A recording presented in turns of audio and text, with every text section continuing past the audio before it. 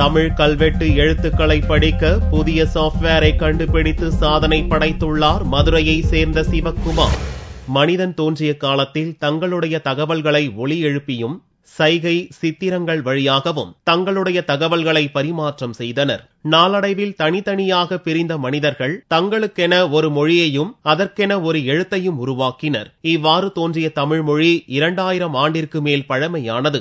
மன்னர் ஆட்சியின் போது அப்போதைய கலாச்சாரம், மக்களின் வாழ்க்கை முறை, நாட்டின் பெருமை போன்றவற்றை பின்வரும் சந்ததியினர் அறிந்து கொள்வதற்காக அறிஞர்கள் சமணர்கள் கோவில், மலை, குகைகளில் கல்வெட்டுக்களாக பொறித்தனர். வட்டெழுத்து, சுருக்கெழுத்து, பாலி என பல்வேறு காலகட்டத்தில் பொறிக்கப்பட்ட கல்வெட்டுகள் தமிழ் பிராமிய எழுத்துக்கள் என அழைக்கப்படுகிறது. தற்போது தமிழறிஞர்கள், வரலாற்று மாணவர்கள், ஆய்வாளர்கள் என சம்பந்தப்பட்ட துறைகளை சார்ந்தவர்கள் மட்டுமே பிராமிய எழுத்துக்களை அறிந்து கொள்ள ஆர்வம் காட்டி வருகின்றனர். இவர்களிலிருந்து வித்தியாசமாக செயல்பட்டுள்ளார் மதுரை முல்லைநகர் பகுதியைச் சேர்ந்த பொறியாளர் சிவக்குமார். தமிழ் மீது கொண்ட ஆர்வத்தால் கல்வெட்டில் உள்ள எழுத்துக்களை படிக்கவும் அதன் அர்த்தம் பற்றி தெரிந்து கொள்ளும் வகையில் புதிய மென்பொருளை கண்டுபிடித்துள்ளார். இணையதளத்தில் கல்வெட்டு குறித்த ஆராய்ச்சிகளை மேற்கொண்ட சிவக்குமார் தற்போது சங்கம் 300 என்ற ஃபாண்ட் மூலம் நாம் பார்க்கும் தமிழ் கல்வெட்டுகளை டைப் செய்தால் அதற்கான தமிழ் எழுத்துக்கள் வருகிறது.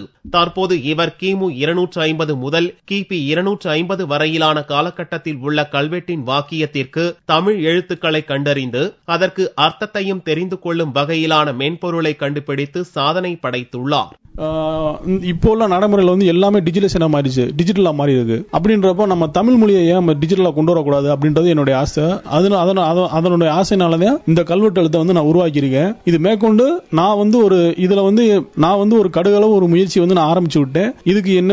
இதுக்கு பின்னாடி வர மற்ற ஆட்கள் வந்து ஒரு மற்ற ஜீனியஸா இருக்கலாம். அவங்க வந்து மேற்கொண்டு இந்த ப்ராஜெக்ட் வந்து எவ்வளவு பெருசா கொண்டு போக முடியுமோ அதை கொண்டு போன்றது என்னுடைய ஆசை.